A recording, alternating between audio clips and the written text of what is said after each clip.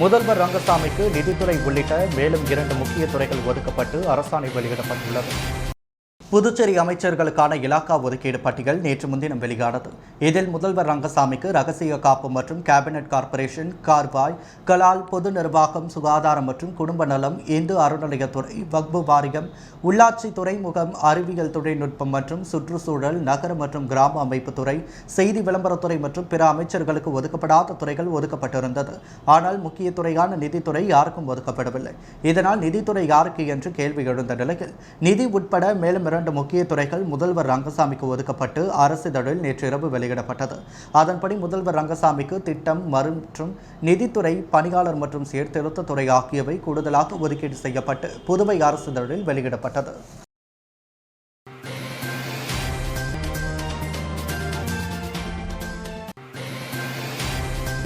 புதுவையில் ஜூலை 16ஆம் தேதி முதல் கொரோனா விதிகளை பின்பற்றி பள்ளி, கல்லூரிகள் துவங்கும் என கல்வி அமைச்சர் நமச்சிவாயம் தெரிவித்துள்ளார். புதுச்சேரி பாஜக தலைமை அலுவலகத்தில் மாநில உள்துறை அமைச்சர் நமச்சிவாயம் கட்சி நிர்வாகிகளிடம் குறைகளை கேட்டறிந்தார். இதையடுத்து அவர் செய்தியாளர்களிடம் கூறுகையில், பாஜக தேசிய தலைமை உத்தரவின்படி கட்சி நிர்வாகிகள், தொண்டர்களிடம் பொதுமக்கள் சார்ந்த கோரிக்கைகளை கேட்டு வருகிறோம். கட்சியின் மாணவர் அமைப்பு மற்றும் நிர்வாகிகள் தரப்பில் கல்வித்துறை தொடர்பான கோரிக்கைகளை முன்வைத்துள்ளனர். அது தொடர்பாக அதிகாரிகளுடன் விரைந்து ஆலோசனை செய்து நடவடிக்கை எடுக்கப்படும். வரும் 16ஆம் தேதி முதல் பள்ளி, கல்லூரிகள் திறக்கப்படும் என முதல்வர் அறிவித்துள்ளார்.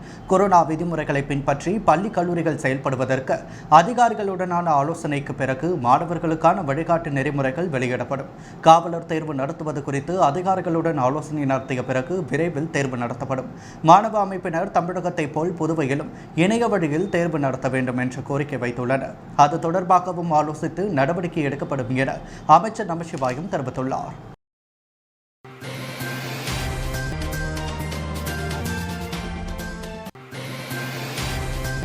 முத்தியால்பேட்டை அனைத்து வணிகர் சங்கம் சார்பில் நடைபெற்ற கொரோனா தடுப்பூசி திருவிழா முகாமை தொகுதி சட்டமன்ற உறுப்பினர் பிரகாஷ்குமார் துவக்கி வைத்தார். புதுச்சேரி அரசு சார்பில் கொரோனா தடுப்பூசி திருவிழா அனைத்து தொகுதிகளிலும் நடைபெற்று வருகிறது.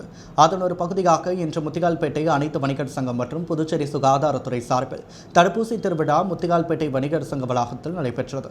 இந்நிகழ்ச்சியில் முத்தியால்பேட்டை தொகுதி சட்டமன்ற உறுப்பினர் பிரகாஷ்குமார், சுகாதாரத்துறை செயலர் அருண், சுகாதாரத்துறை இயக்குநர் மோகன்குமார் ஆகியோர் சிறப்பு அழைப்பாளர்களாக கலந்து கொண்டு தடுப்பூசி முகாமினை துவக்கி வைத்தனர். மேலும் முத்தியால்பேட்டை தொகுதி பிரமுகர்கள் சுந்தரவடிவேலு, KV முருகன் மற்றும் முத்தியால்பேட்டை வணிகர் சங்கத்தை சேர்ந்த நிர்வாகிகள், ஊழியர்கள் என திரளாக நிகழ்ச்சியில் பலர் கலந்து கொண்டனர்.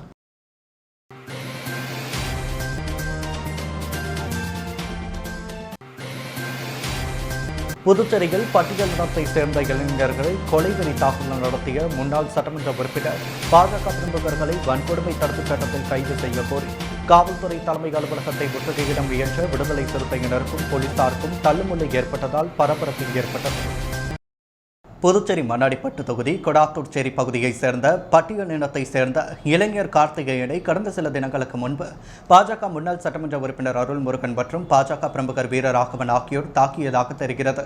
இளைஞர் மீது கொலைவெறி தாக்குதல் நடத்திய முன்னாள் சட்டமன்ற உறுப்பினர் அருள்முருகன், பாஜக பிரமுகர் வீரராகவன் உள்ளிட்ட 15 பேரை கைது செய்ய வலியுறுத்தி விடுதலை சிறுத்தைகள் கட்சியினர் காவல் நிலையத்தில் புகார் தெரிவித்தும் இதுவரை குற்றவாளிகள் மீது போலீசார் வழக்கு பதிவு செய்யாமல் வழக்கை மூடி மறைக்கும் வேலையில் ஈடுபடுவதை கண்டித்தும் உடனடியாக வழக்கு பதிவு செய்து அனைவரையும் கைது செய்ய கோரி விடுதலை சிறுத்தை கட்சி துணை பொதுச் செயலாளர் பாவாணன் தலைமையில் 300க்கும் மேற்பட்டோர் பேரணி ஆர்ப்பாட்டத்தில் ஈடுபட்டனர்.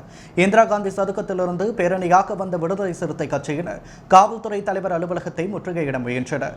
அப்பொழுது அவர்களை போலீசார் பழைய சட்டக்கல்லூரி செஞ்சு சாலை அருகே தடுத்து நிறுத்தினர். இதையடுத்து காவல்துறை தடுப்புகளை மீது ஏறினர்.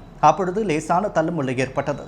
இதைத் தொடர்ந்து கோரிக்கைகளை வலியுறுத்தி கண்டன கோஷங்களை எழுப்பிய அவர்கள் பின்னர் காவல்துறை தலைவரை சந்தித்து பேசினர். வன்கொடுமை சட்டத்தில் சம்பந்தப்பட்டவர்களை கைது செய்யவில்லை என்றால் மாநிலம் தழுவிய அளவில் போராட்டம் நடத்தப்படும் என எச்சரிக்கை விடுத்துள்ளனர். அதைத் தொடர்ந்து போராட்டத்தில் ஈடுபட்டவர்களை போலீசார் கைது செய்தனர்.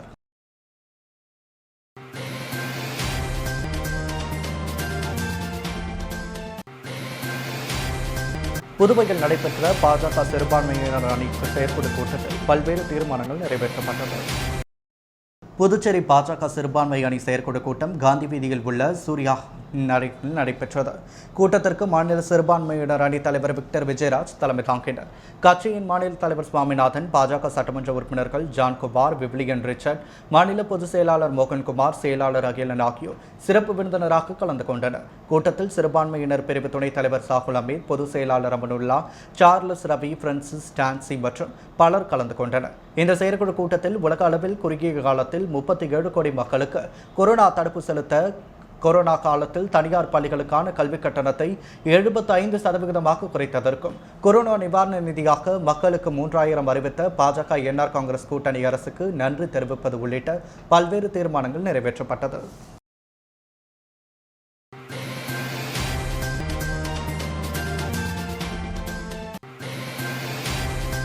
புதுச்சேரி பெரிய மார்க்கெட் குபேரங்காடி வியாபார தொழிலாளர் சங்கத்தினர் நேரு வீதிகள் மறியலில் ஈடுபட்டதால் போக்குவரத்து பாதிக்கப்பட்டது. புதுச்சேரி பெரிய மார்க்கெட் குபேரங்காடியில் அடிகாசு கடை வைத்துள்ள வியாபாரிகளிடம் புதுச்சேரி நகராட்சி நாளொன்றுக்கு ₹5 கட்டணம் வசூலி செய்து வருகின்றனர். இந்த நிலையில் தற்பொழுது அடிகாசு வசூலிப்பதற்கு தனியாரிடம் குத்தகைக்கு விடப்பட்டு கடை ஒன்றுக்கு ₹20 விகிதம் கட்டணம் நிர்ணயம் செய்து பணம் கேட்டு வருகின்றனர். தனியார் வசூல் செய்வதால் கூடுதலாக ₹15 கொடுக்க வேண்டியுள்ளது. அது மட்டுமின்றி குத்தகை எடுத்தவர்கள் கும்பலாக ஆட்களை அழைத்து வந்து வியாபாரிகளை மிரட்டி வருகின்றனர். எனவே குத்தகையை ரத்து செய்துவிட்டு முன்பு இருந்த முறையில் புதுச்சேரி நகராட்சியே வசூல் செய்வதற்கு நடவடிக்கை எடுக்க வேண்டும். நகராட்சி மூலமாக கடந்த காலங்களில் வசூலிக்கப்பட்ட ₹5 ₹10 உயர்த்தி மாத கட்டணமாக ₹300 நிர்ணயம் செய்திட நடவடிக்கை எடுக்க வேண்டும். புதுச்சேரி நகராட்சி பார்க்கிங் கட்டணமாக தற்பொழுது இருசக்கர வாகனங்களுக்கு ₹10, 4 சக்கர வாகனங்களுக்கு ₹40 வீதம் கட்டணம் வசூலிக்க தனியாருக்கு ஏலம் விடப்பட்டுள்ளது. இந்த பார்க்கிங் கட்டணம் வசூலிப்பதால் மார்க்கெட்டுக்கு வந்து பொருள் வாங்கக்கூடியவர்களுக்கு கூடுதலாக செலவு ஏற்படுகிறது. இதனால் வியாபாரம் பாதிக்கப்பட்டு வருகிறது. எனவே வாகனத்திற்கு பெறப்படும் பார்க்கிங் கட்டணத்தை ரத்து செய்திட வேண்டும். குபேரங்காடி பெரிய மார்க்கெட்டில் உள்ள காய்கறி, பழம், பூ, தேங்காய் விற்பனை செய்யும் இடத்திற்கான அடிகாசு செலுத்துபவர்கள் மாத வாடகை அடிப்படையில் உரிமம் தொகை செலுத்துவது மற்றும் இடஒதுக்கீட்டுக்கான உத்தரவு வழங்குவதற்காக 23/1/2018 அன்று 292 கடைகளுக்கு ₹1510 விகிதம் நகராட்சிக்கு பணம் செலுத்தப்பட்டது. ஆனால் இதுவரை ₹129 கடைகளுக்கு மட்டுமே இடஒதுக்கீடு உத்தரவு வழங்கப்பட்டுள்ளது. மீதமுள்ள 163 கடைகளுக்கு உரிமம் வழங்கப்படவில்லை. அது மட்டுமின்றி இன்னும் 178 கடைகளுக்கு நகராட்சி நிர்வாகம் லைசன்ஸ் கட்டணம் வசூலிக்கப்படவில்லை. எனவே லைசன்ஸ் கட்டணம் பெறாதவர்களிடம் கட்டணத்தை பெற்றுக்கொண்டு அனைவருக்கும் இடஒதுக்கீடு உரிமம் வழங்குவதற்கு அரசு நடவடிக்கை எடுக்க வேண்டும். இக்கோரிக்கைகளை வலியுறுத்தி பெரிய மார்க்கெட் அடிகாசு வியாபாரிகள் அனைவரும் நேற்று முதலமைச்சரை சந்தித்து கோரிக்கை மனு அளிக்கப்பட்ட நிலையில் இன்று பழைய சிறைச்சாலை அருகே நேரு வீதியில் மறியலில் ஈடுபட்டனர். இதில் புதுச்சேரி பெரிய மார்க்கெட் குபேரங்காடி அடிகாசு கடை வியாபார தொழிலாளர் சங்கம் தலைவர் தயாளன், செயலாளர் சுரேஷ்குமார், பொருளாளர் குமார், துணைத் தலைவர் பாலா, ரவி செயலாளர் ரஞ்சித், கலில், செயற்குழு உறுப்பினர் முத்துலட்சுமி, லதா ஆகியோர் தலைமை வகித்தனர். ஏஐடியூசி மாநில பொதுச் செயலாளர் சேது செல்வம், பெரிய மார்க்கெட் குபேரங்காடி காய்கறி மொத்த வியாபாரிகள் சங்க தலைவர் சிவகுருநாதன் ஆகியோர் முன்னிலை வகித்தனர். மேலும் சங்க நிர்வாகிகள் உட்பட வியாபாரிகள் அனைவரும் கலந்து கொண்டு கோஷங்களை எழுப்பினர்.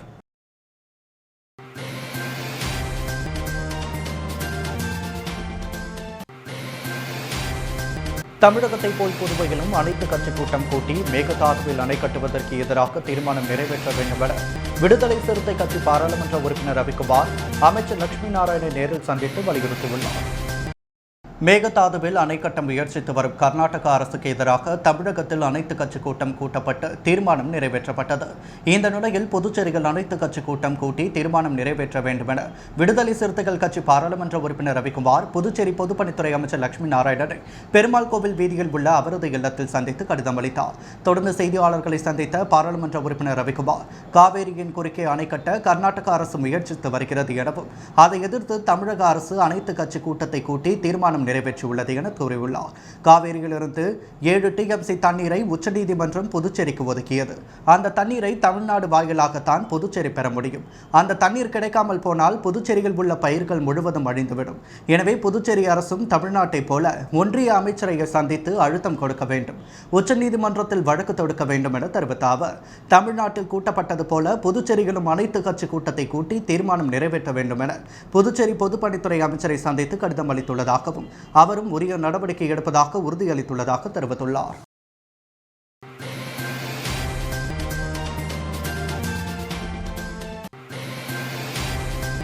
பெட்ரோல், டீசல், சமையல் எரிவாயு விலை உயர்வை கண்டித்து பிரதமர் மோடிக்கு சேலை, வளையல், பூ, பொட்டு, மஞ்சள் அனுப்பும் போராட்டம் புதுச்சேரி மகளிர் காங்கிரஸ் சார்பில் நடைபெற்றது.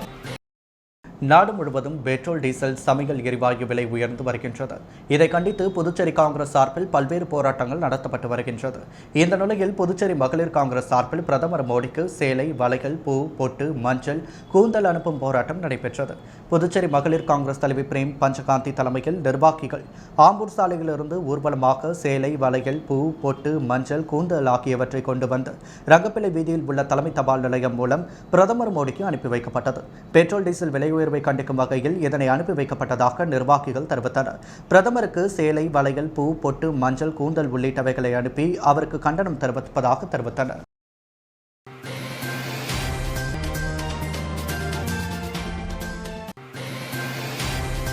ஏனாம் பிராந்தியம் முழுவதும் குப்பைகள் அதிகரித்து காணப்படுவதால் இதனை சுத்தம் செய்வதற்கான நடவடிக்கையை எடுக்க கோரி துப்புரவு அதிகாரி அமன் சர்மாவை நேரில் சந்தித்து பல்லாரி ராஜு மனு அளித்துள்ளார்.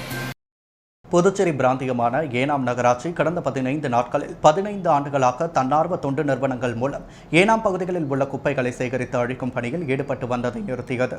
இந்த திட்டத்தினை முன்னாள் அமைச்சர் மல்லாடி கிருஷ்ணராவ் சிறப்பாக செயல்படுத்தி வந்தார். ஆனால் தற்பொழுது அப்பகுதி முழுவதும் குப்பை கிடங்காக காட்சியளிக்கிறது. மேலும் டெங்கு காய்ச்சல் 2ஆம் கட்டத்தில் உள்ள கோவிட்-19 குப்பை கழிவுகளை தடுப்பு மையம், பொது நூலகம், ஆதார் மையம் மற்றும் கல்வி நிறுவனங்கள் ஆகியவற்றின் அருகே உள்ள சாலையில் கொட்டப்பட்டு அப்பகுதி எங்கும் சிதறி பரவியது. இதன் காரணமாக கொரோனா நோய் தொற்று பரவக்கூடிய அபாயம் இருப்பதால் அப்பகுதி மக்கள் மிகுந்த அச்சத்தில் உள்ளனர். மல்லாடி சாம்பியூல், தோட்டராஜ், ராமராவ் மற்றும் சூரிய பிரகாஷ் துப்புரவு அதிகாரி அமன் சர்மாவை நேரில் சந்தித்து இது தொடர்பாக மனு அளித்தனர். மேலும் துப்புரவு அதிகாரி மனுவை பெற்றுக்கொண்டு 2 நாட்களில் சரி செய்து இப்பிரச்சனைகளுக்கான தீர்வு காண்பதாக உறுதியளித்தார். மேலும் 2 நாட்களில் இதற்கான நடவடிக்கையை சுகாதாரத்துறை அதிகாரிகள் எடுக்கவில்லை என்றால் பொதுமக்கள் மற்றும் என்ஆர் காங்கிரஸ் நிர்வாகிகளும் சுகாதாரத்துறை அலுவலக வாயில் முன்பு போராட்டம் நடத்த உள்ளதாக தெரிவித்துள்ளனர்.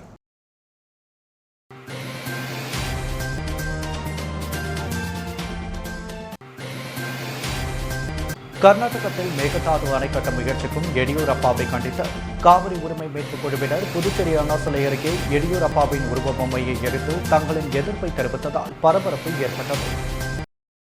கர்நாடகாவில் மேகதாது அணை கட்ட முயற்சிகளுக்கும் கர்நாடக முதல்வர் எடியூரப்பாவை கண்டித்தும் அணை கட்ட அனுமதி இல்லை என மோடி அரசு வெளிப்படையாக அறிவிக்க கோரியும் கர்நாடகத்திற்கு எதிராக பொருளாதார தடை விதிக்க வேண்டும் என கோரி புதுச்சேரி காவிரி உரிமை மீட்புக் குழுவினர் அண்ணா சிலை அருகே புதுச்சேரி காவிரி மீட்புக் குழுவின் ஒருங்கிணைப்பாளர் வேல்சாமி தலைமையில் கண்டன ஆர்ப்பாட்டத்தில் ஈடுபட்டனர். அப்பொழுது அவர்கள் திடீரென தாங்கள் மறைத்து வைத்திருந்த கர்நாடக முதல்வர் எடியூரப்பாவின் உருவ பொம்மையை எரித்து தங்களின் எதிர்ப்பை தெரிவித்ததால் பரபரப்பு ஏற்பட்டது. அப்பொழுது அங்கு பாதுகாப்பு பணிகள் இருந்த போலீசார் தண்ணீர் ஊற்றி அணைத்தனர். அதைத் தொடர்ந்து போராட்டக்காரர்கள் எடியூரப்பாவை கண்டித்தும் கோஷங்களை எழுப்பினர்.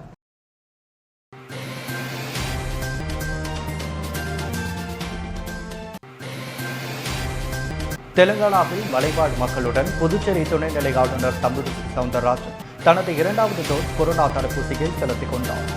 தெலுங்கானாவில் ஆளுநரும் புதுச்சேரி துணைநிலை ஆளுநருமான தமிழிசை சவுந்தரராஜன் நேற்று தெலுங்கானாவில் உள்ள ரங்காரெட்டி மாவட்டம் மாகேஸ்வரம் மண்டலம் கேசி மண்டலம் என்ற கிராமத்திற்கு சென்றார். அங்கு வசிக்கும் மலைவாழ் பழங்குடியினர் மக்களுக்கு கொரோனா தடுப்பூசி பற்றிய விழிப்புணர்வை ஏற்படுத்தவும், அந்த கிராமத்தை 100% தடுப்பூசி செலுத்தப்பட்ட கிராமமாக மாற்றவும் அங்கு வாழும் மக்களுடன் கவர்னர் தமிழிசை 2வது டோஸ் கொரோனா தடுப்பூசியை செலுத்திக் கொண்டார். புதுச்சேரி ராஜீவ்காந்தி அரசு பெண்கள் மற்றும் குழந்தைகள் மருத்துவமனையில் கடந்த ஏப்ரல் 2ஆம் தேதி கவர்னர் தனது கொரோனா முதல் தடுப்பூசி எடுத்துக்கொண்டார்.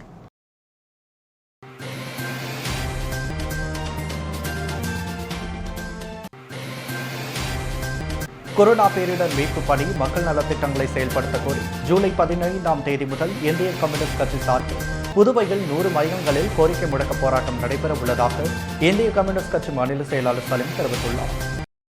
புதுச்சேரியில் செய்தியாளர்களிடம் பேசிய இந்திய கம்யூனிஸ்ட் கட்சி மாநில செயலாளர் சலீம், புதுச்சேரி மாநிலத்தில் கொரோனா பேரிடர் 2ஆம் அலையால் பொதுமக்கள் கடும் பாதிப்புக்குள்ளாகி இருக்கின்றனர் எனவும், நூற்றுக்கணக்கில் உயிரிழப்பு ஏற்பட்டு அகில இந்திய அளவில் இறப்போர் பட்டியலில் 2ஆம் இடத்தில் புதுச்சேரி மாநிலம் இருந்ததாக கூறினார். மேலும் அரசு அறிவித்த ஊரடங்கினால் அனைத்து தரப்பு மக்களும் வேலை இழந்து வியாபாரமின்றி தொழில் முடங்கி கடும் பொருளாதார நெருக்கடியில் சிக்கி தவிக்கின்றனர். இந்த காலகட்டத்தில் தமிழ்நாடு, கேரளா போன்ற அண்டை மாநிலங்களில் மக்களுக்கு நிவாரணத் தொகையும் 14 வகை அத்தியாவசிய உணவுப் பொருட்களும் வழங்கப்பட்டது. ஆனால் புதுச்சேரி மக்கள் எந்த உதவியுமின்றி கைவிடப்பட்டனர். கொரோனா பேரிடர் காலத்தில் அரசு நிர்வாகம் செயல்பாடின்றி முற்றிலும் முடங்கிவிட்டது என்று குற்றம் சாட்டினர். கொரோனா பேரிடர் காலத்தில் என்ஆர் காங்கிரஸ் பாஜக அரசு களப்பணியாற்றாமல் பதவி சண்டைகள் மூழ்கி மக்கள் மறைந்துவிட்டனர். ஆகவே தற்பொழுது மக்களுக்கு உடனடியாக தேவைப்படுகிற நிவாரணத் தொகை 6000, 10 கிலோ அரிசி உட்பட அத்தியாவசிய உணவுப் பொருட்களையும் மாதந்தோறும் வழங்க வேண்டுமென கோரிக்கை வைத்தனர். எனவே அரசு உடனடியாக கொரோனா பேரிடர் மீட்பு பணி செய்திட வேண்டும், பல்வேறு மக்கள் நலத்திட்டங்களை செயல்படுத்திட வேண்டும், முடங்கியுள்ள புதுச்சேரி அரசு நிர்வாகமே உடனடியாக செயல்பட வேண்டும் என கோரி புதுச்சேரி காரைக்காலில் வருகின்ற 15ஆம் தேதி 100 மையங்களில் கோரிக்கை முழக்க போராட்டம் நடைபெற உள்ளதாக இந்திய கம்யூனிஸ்ட் கட்சி மாநில செயலாளர் சலீம் தெரிவித்துள்ளார்.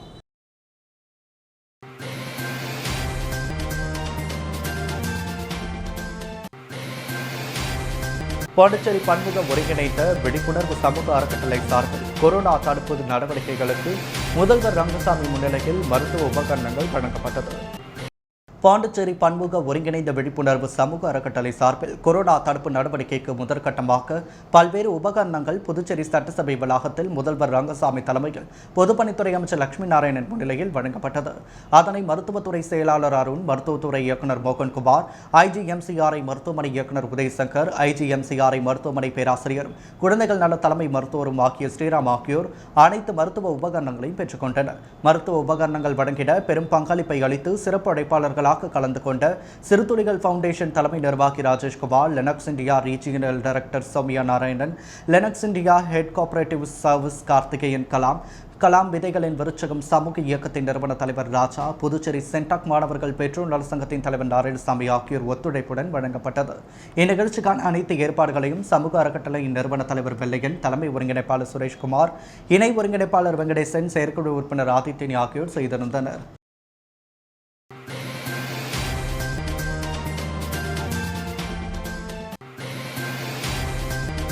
ரயில்வே துறையில் பணியாற்றுவதற்கான நேர்காணல் வரும் 16ஆம் தேதி வெள்ளிக்கிழமை நடைபெறவுள்ளதாக குட்வில் நிறுவனத்தின் இயக்குநர் விஸ்வகார்த்திகேயன் தெரிவித்துள்ளார்.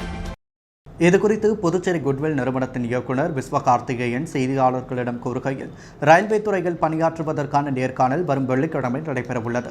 இந்த நேர்காணலில் புதுச்சேரியைச் சேர்ந்த பட்டதாரிகள் ஆண், பெண் இரு பலரும் கலந்து கொள்ளலாம் என தெரிவித்த அவர், வெங்கடா நகர் பார்க் எதிரே அமைந்துள்ள தங்களது நிறுவனத்தில் வரும் ஜூலை 16ஆம் தேதி வெள்ளிக்கிழமை காலை 10 மணி முதல் மாலை 4 மணி வரை நேர்காணல் நடைபெறும் என தெரிவித்துள்ளார்.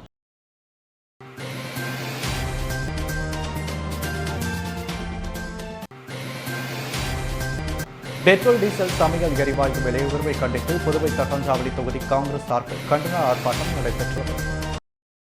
மாநில செயலாளர் யுனிவர்சல் சிவா தலைமையில் நடைபெற்ற ஆர்ப்பாட்டத்தில் சிறப்பு அழைப்பாளராக மாநில காங்கிரஸ் கட்சி ஒருங்கிணைப்பாளர் தேவதாஸ் கலந்து கொண்டு மத்திய அரசுக்கு எதிராக கண்டன கோஷங்கள் எழுப்பப்பட்டது. மேலும் போராட்டத்தில் வட்டார தலைவர் கதிரவன், SC/ST பிரிவு மோகன்தாஸ், அமைப்புசாரா ரவிச்சந்திரன், சிறுபான்மை பிரிவு செல்வம், தொகுதி துணைத் தலைவர் கோபாலகிருஷ்ணன், செல்வராஜ், விஸ்வநாதன், ஹேமாவதி, தொகுதி செயலாளர் மணி, கோலாஸ், வேல்நகர் ரவி, அகஸ்டின் மற்றும் கட்சி நிர்வாகிகள் பலர் கலந்து கொண்டனர்.